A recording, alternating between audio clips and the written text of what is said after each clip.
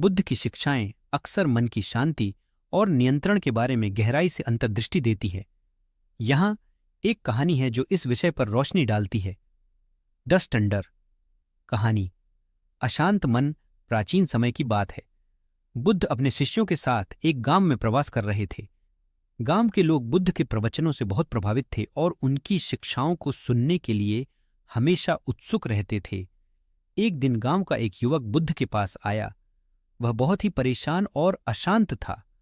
उसने बुद्ध से पूछा, भगवान, मेरा मन बहुत अशांत रहता है, मैं इसे कैसे शांत कर सकता हूं? बुद्ध ने उसे एक मुस्कान दी और बोले, आओ हम नदी के किनारे चलते हैं। युवक और बुद्ध नदी के किनारे पहुंचे। वहां एक पेड़ के नीचे बैठकर बुद्ध ने उसे एक बर्तन में पानी भरकर लाने के लिए कहा। युवक बर्तन में पानी भरकर लाया। बुद्ध ने कहा, अब इस बर्तन को अच्छे से हिला दो। युवक ने ऐसा ही किया। बर्तन का पानी हिलने से गंदला हो गया। बुद्ध ने फिर कहा, अब इसे कुछ देर के लिए शांत रखो और ध्यान से देखो। युवक ने बर्तन को शांत रखा और कुछ समय बाद बर्तन का पानी साफ हो गया और गंदगी नीचे बैठ गई। बुद्ध ने पूछा, क्या तुमने देखा कि पानी कैसे साफ हो गया?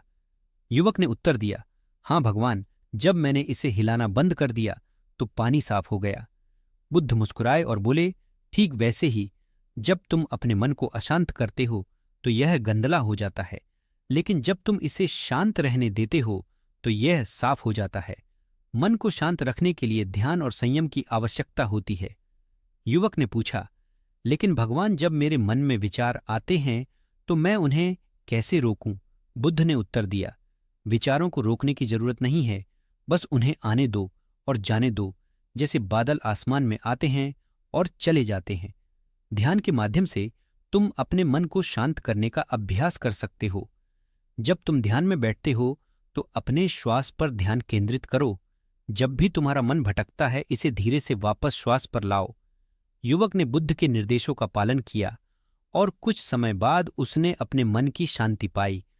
उसने अनुभव किया कि वास्तव में मन को नियंत्रित करना कठिन नहीं था, बस उसे सही दिशा और धैर्य की आवश्यकता थी। निष्कर्ष, इस कहानी से हम यह सीखते हैं कि मन को शांत रखने के लिए ध्यान, संयम और धैर्य की आवश्यकता होती है।